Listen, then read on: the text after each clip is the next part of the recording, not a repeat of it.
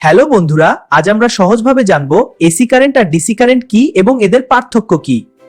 DC current মানে direct current, যেখানে current সবসময় একদিকেই প্রবাহিত হয়। ব্যাটারি, পাওয়ার ব্যাংক আর মোবাইল ডিভাইস সব জায়গায় ডিসি কারেন্ট ব্যবহার হয়।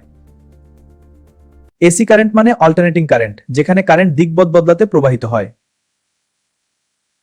আমাদের বাসার ফ্যান, লাইট, ফ্রিজ সবই চলে এসি কারেন্ট দিয়ে। ডিসি কারেন্ট একদিকে যায় আর এসি কারেন্ট সামনে পেছনে দোল খায়।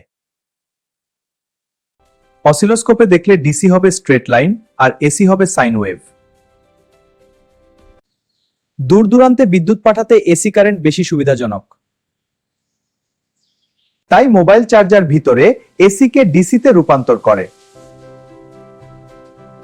ডায়োড ব্যবহার করে আমরা এসি কে ডিসিতে কনভার্ট করতে পারি।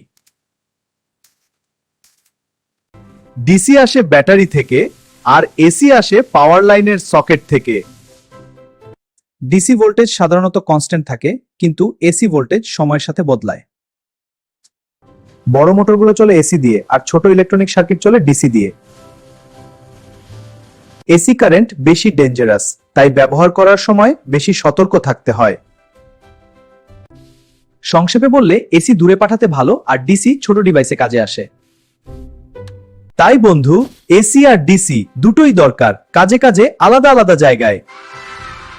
তোমরা পরের ভিডিওতে কোন ইলেকট্রিক্যালের নাম্বার বা টপিক দেখতে চাও? সবচেয়ে বেশি যেটা চাইবে সেটাই আমি পরের ভিডিওতে বানাবো।